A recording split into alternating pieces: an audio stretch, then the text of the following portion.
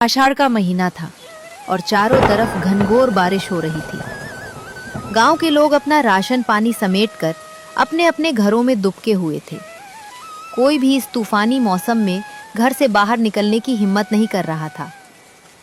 उसी गांव के एक कोने में एक छोटा सा घर था, जहां हीरालाल अपनी पत्नी रूपमती के साथ रहता था।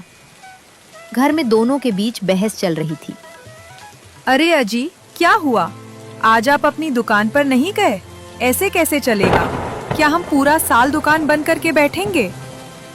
अरे रूपमती, तुम पागल हो गई हो क्या? तुम्हें क्या लगता है इतनी मूसलाधार बारिश में मैं उस पेड़ के ऊपर जाकर दुकान खोलूंगा और लोग वहां खाना खाने आएंगे? देखिए, हमारे इतने पैसे खर्च हो चुके हैं। पहले आप ठेला लगाते थे, फिर ठेला बंद किया और आषाढ़ आते आते घर के सारे पैसे लगाकर पेड़ के ऊपर ढाबा बनवा दिया। अब आप उसे खोल ही नहीं रहे हैं। ऐसे में घर का खर्च कैसे चलेगा? रूपमती, समझती क्यों नहीं हो? जब गांव में इतनी तेज बारिश हो रही है तो सोचो घर से बाहर कौन निकलेगा? तुम निकलोगी क्या? चाहे कोई निकले या न निकले, आप कल अपना ढाबा खोलेंगे। कल आप मुझे घर पर बैठे हुए नहीं दिखने चाहिए। समझ में आया ना? ठीक है, ठीक है। मैं अभी जाकर जरा गांव का माहौल देखकर आता हूँ। अगर सब कुछ ठीक लगा तो कल ढाबा खोल दूंगा। इतना कहकर हीरालाल गांव की तरफ निकल जाता है। बारिश बहुत तेज हो रही थी। वो घर से थोड़ी ही दूर पहुंचा था कि रास्ते में उसे गांव के हरिया काका और बब्बन मिल जाते हैं। दोनों को देखकर हीरालाल वहीं रुक जाता है। अरे बेटा हीरा, क्या अब तुम्हारा ढाबा नहीं खुलेगा?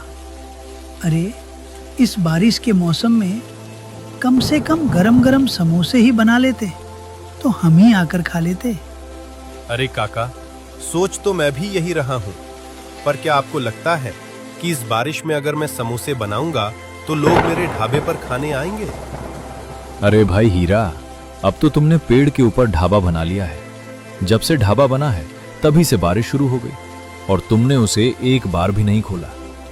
अरे एक बार खोलकर तो देखो भाई। मैं कहता हूं, अगर कोई नहीं भी आया तो हम दोनों तो आएंगे ही। ठीक है, तो कल सुबह होते ही मेरी कढ़ाई चढ़ जाएगी। किसी चीज की कमी नहीं होगी, बस आप लोग जरूर आइएगा। इतना बोलकर हीरालाल आगे बढ़ता ही है कि सामने से गांव के मुखिया जी आते हुए दिखते हैं। अरे मुखिया जी, प्रणाम। इस तेज बारिश में आप कहाँ घूम रहे हैं? अरे बेटा हीरा, बहुत बड़ी खबर आई है। जो अपने बगल वाली नदी है ना, उसका जल स्तर तेजी से बढ़ रहा है। अभी अभी मुझे सूचना मिली है कि गांव खाली करवाना पड़ सकता है। क्या मुखिया जी, गांव खाली करवाना पड़ेगा? इससे पहले भी तो बहुत बारिश हुई है, तब तो गांव खाली नहीं हुआ। फिर अचानक से गांव कैसे खाली होगा? देखो बेटा, मुझे ज्यादा कुछ नहीं पता। मैं तो बस गांव वालों को सतर्क करने जा रहा हूँ। जिसे रुकना होगा रुकेगा और जिसे जाना होगा वो जाएगा। इतना कहकर मुखिया जी वहां से चले जाते हैं। हीरालाल पूरी तरह हताश होकर भागते हाँफते अपने घर पहुंचता है और अपनी पत्नी से बात करता है। रूपमती, मामला बिगड़ चुका है। जो पैसे हमने ढाबे में लगाए थे वो तो फंस गए। अभी रास्ते में मुखिया जी मिले थे। वो बता रहे हैं कि नदी का पानी बढ़ रहा है और गांव में बाढ़ आने वाली है। अरे यह तो हर बार की बात है। हर साल हमें ऐसी सूचना मिलती है, पर गांव वाले कभी अपना घर छोड़कर जाते हैं क्या? भला कौन अपना घर खाली करेगा? आप बहाने मत मारिए। कल आपका ढाबा खुल जाना चाहिए, मतलब खुल जाना चाहिए।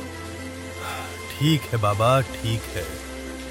ऐसी ही बातें करते करते पूरी रात बीत जाती है। अगली सुबह होती है। सुबह होते ही हीरालाल पेड़ पर बने अपने ढाबे को खोल देता है और कढ़ाई चढ़ाकर गर्मा गर्म समोसे तलना शुरू कर देता है। देखते ही देखते समोसों की सौंधी खुशबू पूरे गांव में फैल जाती है। समोसों की महक से खिंचे चले आते हैं गांव के लोग और उसके ढाबे के नीचे आकर खड़े हो जाते हैं। अरे वाह हीरा, मानना पड़ेगा तुझे। पूरे गांव में सब बाढ़ के डर से अपने अपने घरों में दुबके बैठे हैं और तू इस विशाल पेड़ की छत पर बैठकर समोसे तल रहा है। क्या महक आ रही है, वाह। बिल्कुल सही कह रही हैं काकी। ऐसी महक तो शहर की बड़ी बड़ी दुकानों से भी नहीं आती। हीरा भैया, तूने तो आषाढ़ की इस उदास बारिश में गांव वालों का दिल खुश कर दिया। सच में तेरे समोसों की तो बात ही कुछ अलग है। अरे काकी, अरे भाभी, आप दोनों नीचे खड़े खड़े क्यों बातें कर रही हैं? आइए जरा ऊपर सीढ़ी चढ़कर ढाबे पर बैठिए और गर्मा गर्म समोसों का मजा लीजिए।